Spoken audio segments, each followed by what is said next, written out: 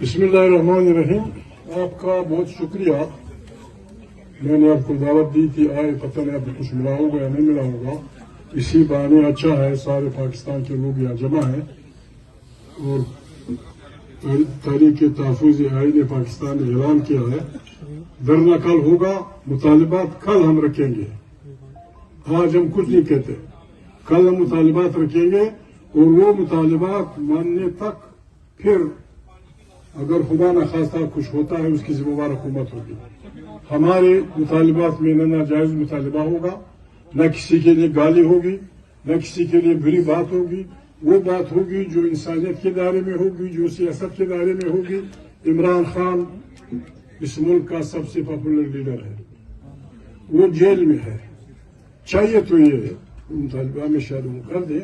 Parliament में परसों तीन तारीख को प्रेसिडेंट बोलेगा। अगर हमारा वहां धरना होगा, हमारी बात कोई नहीं सुनेगा, तो जॉइंट सिटिंग में फिर प्रेसिडेंट का क्या एड्रेस कैसे होगा? हम गड़बड़ नहीं करना चाहते, लेकिन हम वाज़ेह तौर पे ऐलान करना चाहते हैं। चाहिए तो है कि सुप्रीम को बुला दिया जाता पार्लियामेंट में, या जिस कर्नल मर्नल ने ये जुर्म किया है उसे बुलाया जाता और वो पेश होता पार्लियामेंट में। वो नहीं होते। हमारे साथी बैठेंगे सुबह, इंशाल्लाह हमारे मुतालिबात की लिस्ट भी होगी, आराम से हम वहाँ बैठेंगे। कब तक बैठेंगे ये बस अल्लाह को मालूम है, लेकिन फिर उठने वाली बात नहीं होगी।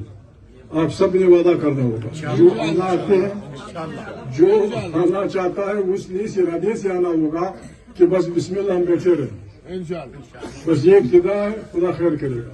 हमने पहले भी कहा था, हमारा स्लोगन ये था, हम जुल्म मिटाने निकले हैं और हमारे साथ चले। जो इस मुल्क में जुल्म का मुखालिफ है, जिस पार्टी का भी है, जिस अकीदे का भी है, जिस फिरके का भी है, जिस इलाके का रहने वाला है, जो जुल्म का मुखालिफ है, उसने इस धरने में आना होगा।